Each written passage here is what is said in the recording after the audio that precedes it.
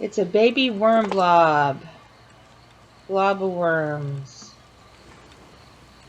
So these worms here are going to be put in a separate bucket and continue to break down some kitchen scraps and some yard leaves and some sawdust and llama manure.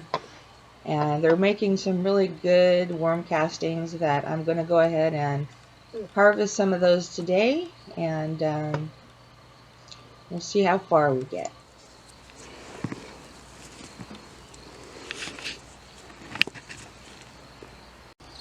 I put too much on my screen, and I'm going to have to take half of it off so that I can actually get it to sip through. It's kind of like shaking a gold pan. You just want the nice stuff to fall through the screen and go into the pool. So my eyes were bigger than my ability to get this entire tub cleaned out. It's pretty compact, and so we've got the sun coming around the trees and hitting the area, and so it's pretty tiring, screening off worm castings. So I finished about halfway through, put stuff away. I'm going to come back on a different day and screen the rest of them pretty soon here. Some really beautiful black gold worm castings. It is rough. It's only one single screening. That's all I'm going to do too. I am going to try to get the rest of the worms, or as many as I can, out of the pool, the ones that got screened. And I'm going to put them back in the bin so they can continue to break down products. And anyhow, we got ourselves a nice little swimming pool, partially full of worm castings that we're going to put in some compost tea, spread around the garden, put them in the boxes, and hopefully have some really nice produce this year, and very green and lush garden.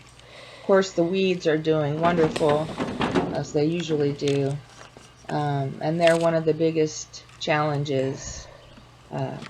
We also have knapweed. It's a big ugly plant that gives off a chemical and kills everything around it. So the knapweed did get the echinacea. But anyway, other than that, here are the worm castings.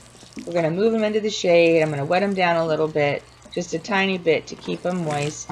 Move them off to the shade, and I'm just doing that for the worms that are still in there. And there it is, waiting to be used. And I'm pretty sure the inspector's been around. It is Olive approved. It's official.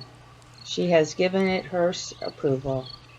So we're going to go ahead and move along and take a quick look at a couple things in the garden and show you where some of these castings are going to end up.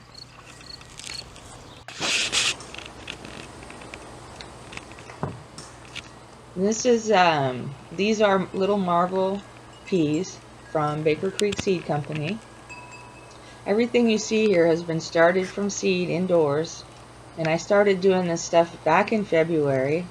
I always get the gardening bug, and so these things have been rotated, planted from seed, replanted into larger containers, moved to the greenhouse, finally put into the boxes, and they are doing really well.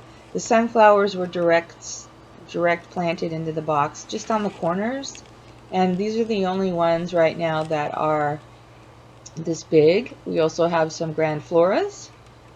Those were started in February, and I'm extremely excited about those. They are supposed to trellis all the way up and over the top, and I have 2 clusters, one on each side of the box. And these peas are really good. I highly recommend them. They do last much longer in the heat than regular snap peas, and they are really nice to come out and pick raw, and they're very sweet, and you can never have enough of them. I've got a madrone root there at the top of the trellis, just for kicks, and then we have a salmon rose sweet pea, that has overwintered, and we also have some grandiflora flowers, which you've already seen and I'm excited about. Thank you. These are a Canterbury Bell cluster that I'm saving for seeds. Have a great day, everyone, and thanks for watching.